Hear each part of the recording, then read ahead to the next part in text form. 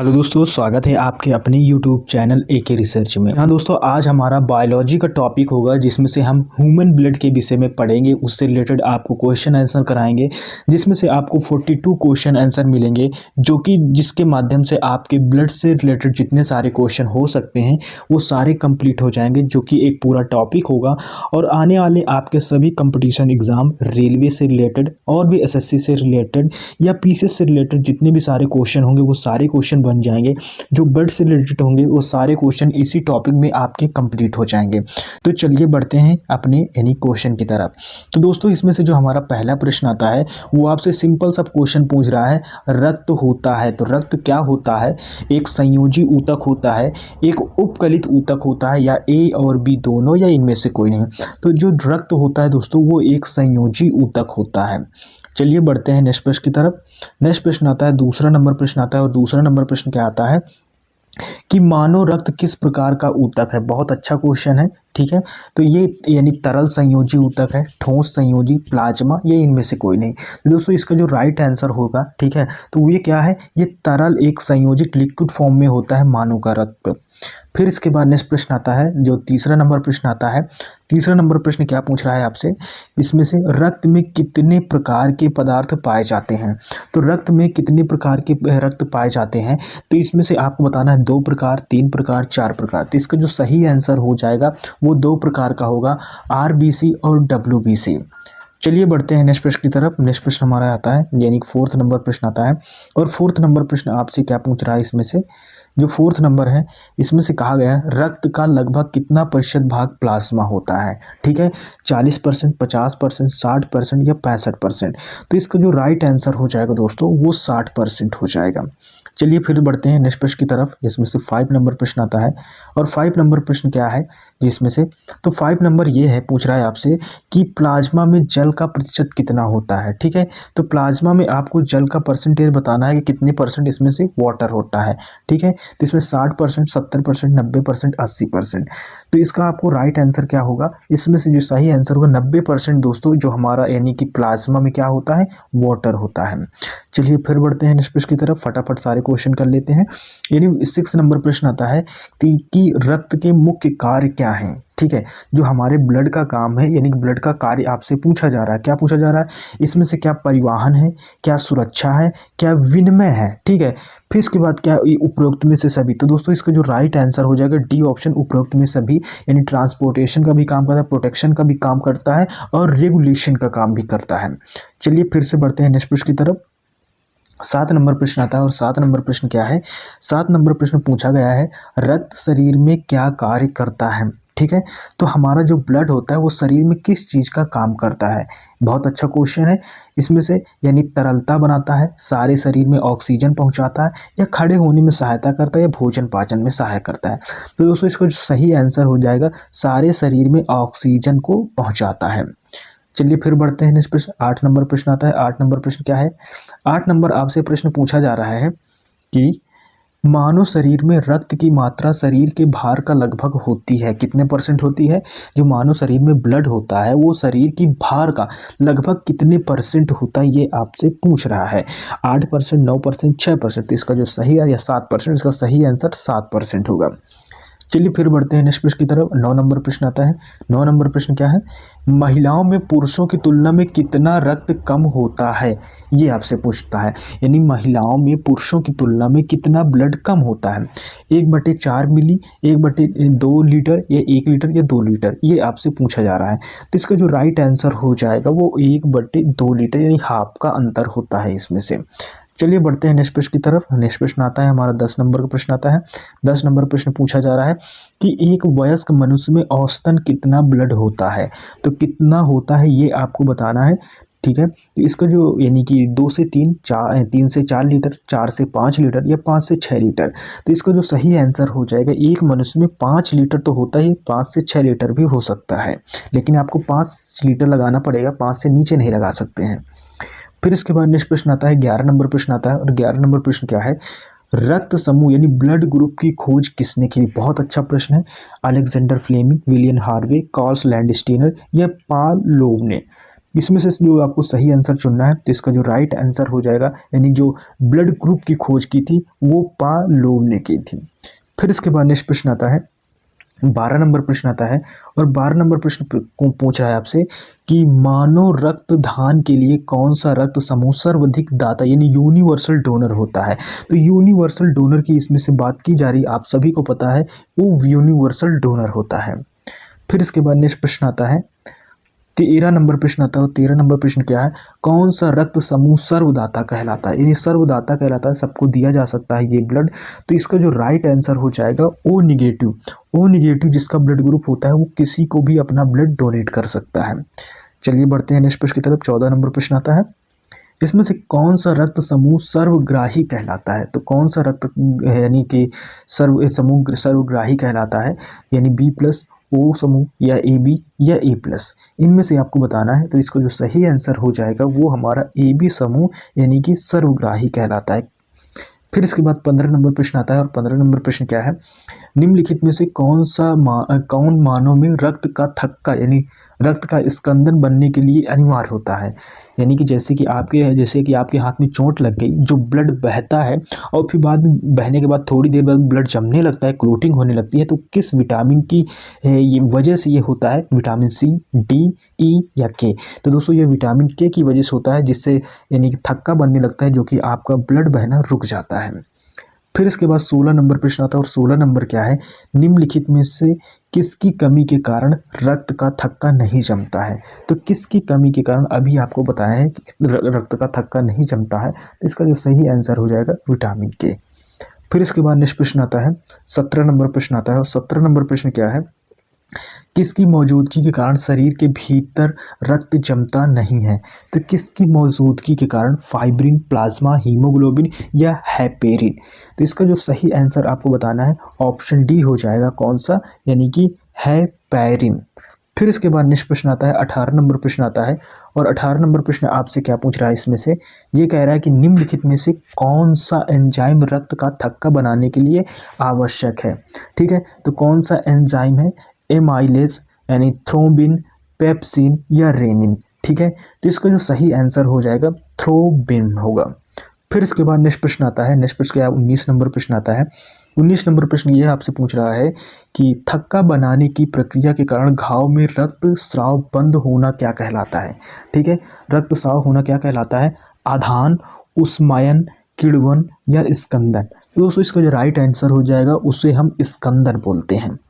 फिर इसके बाद नेक्स्ट प्रश्न आता है, 20 नंबर प्रश्न आता है, और बहुत अच्छा प्रश्न है कि रक्त का पीएच मान क्या होता है। ठीक है, आपको रक्त का पीएच मान बताना है, 6 होता है, 6.5 होता है, 7 होता है, 7.4। तो इसका दोस्तों जो सही आंसर हो जाएगा वो 7.4 हो जाएगा। चलिए फिर बढ़ते हैं नेक्स्ट प्रश्न की तरफ। 21 नंबर हमारा प्रश्न आता है। 21 नंबर हमारा प्रश्न क्या है, मनुष्य के खून का पीएच होता है कितना, क्या होता है, कम अम्लीय होता है, अधिक अम्लीय होता है, कम क्षारीय होता है या अधिक क्षारीय होता है। तो पीएच मान से आप पता लगा भी सकते हैं। तो दोस्तों ये कम क्षारीय होता है, यानी क्या पीएच अगर 7 से अगर नीचे जाता है तो दोस्तों वो अम्लीय हो जाता है। चलिए फिर बढ़ते हैं अपने नेक्स्ट प्रश्न की तरफ, यानी कि 22 नंबर 22 नंबर हमारा प्रश्न आता है, और 22 नंबर प्रश्न क्या कह रहा है, लाल रक्त कोशिकाओं के निर्माण के लिए शरीर का कौन सा अंग जिम्मेदार है।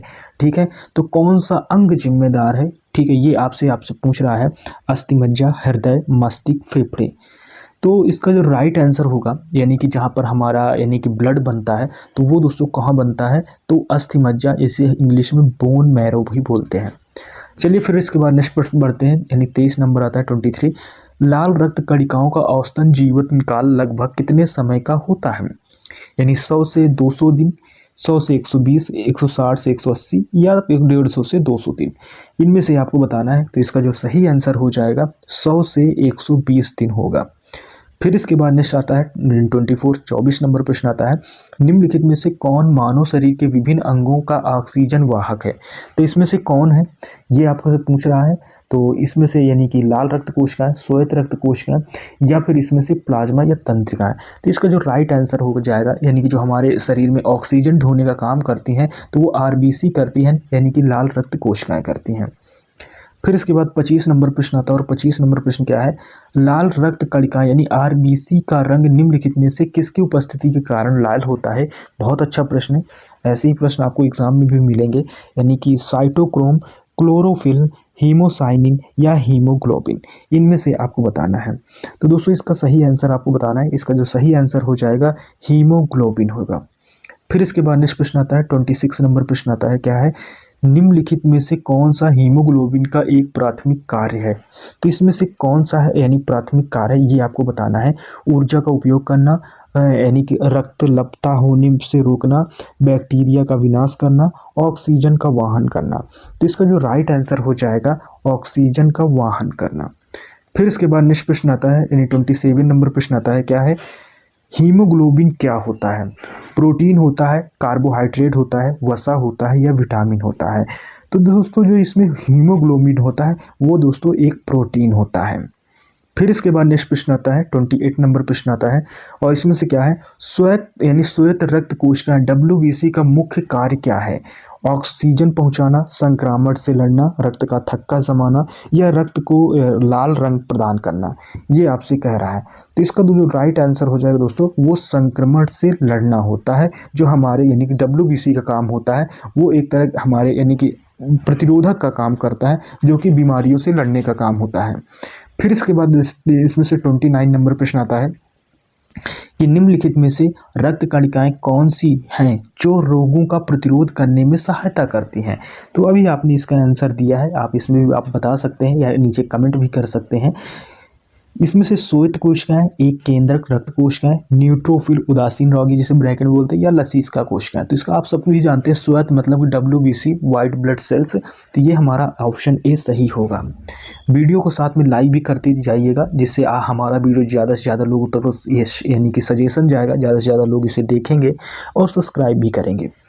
30 नंबर प्रश्न आता है, कौन सी धमनी फेफड़ों से हृदय तक ऑक्सीजन युक्त रक्त पहुंचाती है।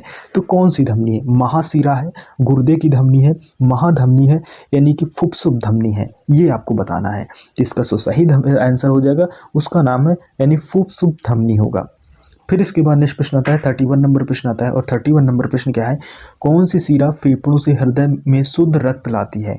तो कौन सा यानी कि जो रक्त लाती है शिरा, तो वर्की शिरा, फुफ्फुस शिरा, महाशिरा या कृश शिरा, इनमें से आपको बताना है। तो इसका जो राइट आंसर हो जाएगा फुफ्फुस शिरा जो होता है, ये दोस्तों फेफड़ों से हृदय को शुद्ध यानी ब्लड बिल्कुल फ्रेश ब्लड लाती है। फिर इसके बाद 32 यानी 32 नंबर प्रश्न आता है, इनमें से कौन रक्त को हृदय से शरीर के विभिन्न अंगों तक ले जाती है। ठीक है, धमनियां, तंत्रिकाएं, कोशिकाएं या नसें। तो इसका जो राइट आंसर हो जाएगा उसका सही आंसर क्या है, धमनियां हैं जो रक्त को हृदय से शरीर के विभिन्न अंगों तक पहुंचाती है, ठीक है, आपके हार्ट से। फिर इसके बाद 33 नंबर प्रश्न आता है, और 33 नंबर प्रश्न क्या है, रक्तचाप मापने के उपकरण को क्या होता है, यानी ब्लड प्रेशर नापने के लिए कौन सा यानी कि इस्तेमाल किया जाता है। तो इसमें से सिग्मो मैनोमीटर, थर्मामीटर, ECG या स्टेथोस्कोप। तो इसका जो हमारा सही आंसर हो जाएगा वो ऑप्शन ए यानी सिग्मो मैनोमीटर है। फिर इसके बाद नेक्स्ट प्रश्न आता है, 34 नंबर प्रश्न आता है। 34 नंबर प्रश्न, मनुष्यों में रक्तचाप समानतः कितना होता है। ठीक है, यानी कि 120 से 90, 120 से 80, 140 से 90 या 140 से 100। इसका जो सही आंसर आपको बताना पड़ेगा, वो सही आंसर क्या हो जाएगा, 120 से 180, ये हमारा सही आंसर है।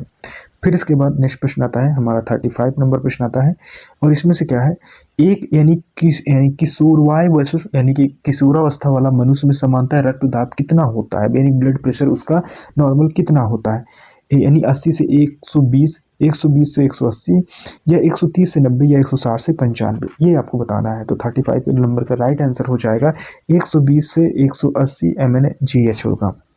फिर इसके बाद नेक्स्ट प्रश्न आता है 36 नंबर प्रश्न आता है, क्या है, मानव शरीर में सबसे बड़ी रक्त वाहिका कौन सी है।